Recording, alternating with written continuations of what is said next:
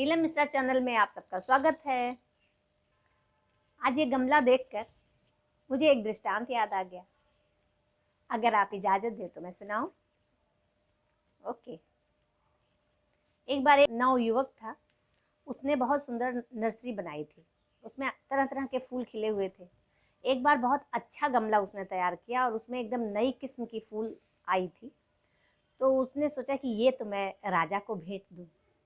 ऐसा सोचकर वो गमला लेकर राजा से मिलने गया। जब वो शहर पहुंचा तो वहाँ पर उसका दोस्त मिल गया, जो कि अपनी बकरी लेकर जा रहा था हाट में बेचने। बहुत दिनों के बाद ये दोनों दोस्त मिले तो आपस में बात करने लगे और बातें करते करते करते करते कब राजा साहब का भवन आ गया उसको पता ही नहीं चला।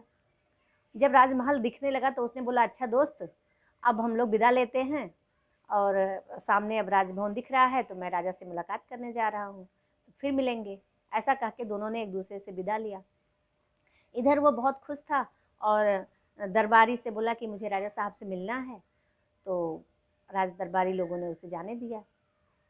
जब वो राजा साहब के सामने पहुंचा, बोला, महाराज आज मैं आपके लिए एक तोहफा लेके आया हूँ। राजा ने बोला, अच्छा दिखाओ, कहाँ है तोहफा? तो उसने झट वो अपना गमला जल्दी से राजा साहब के सामने किए। तो बोला, राजा साहब इसमें बहुत अच्छे अच्छे फूल खिले हैं। तो राजा साहब ने बोला, मुझे तो कहीं दिखाई नहीं पड़ता। इतने में उसने भी सामने से देखा। जब उसने गमला उतार के नीचे रखा, इतनी देर में वो भी देख रहा है कि गमले में एक भी फूल नहीं लगे हैं। तो वो कह रहा कि है मेरा फूल ज़रा कहाँ चला गया।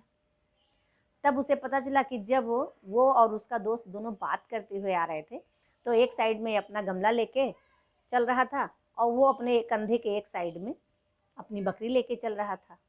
और ये लोग बात करने में इतने मस्त हो गए, इतने ध्यान इन लोगों का रहा ही नहीं कि बकरी ने वो सारा फूल खा लिया था।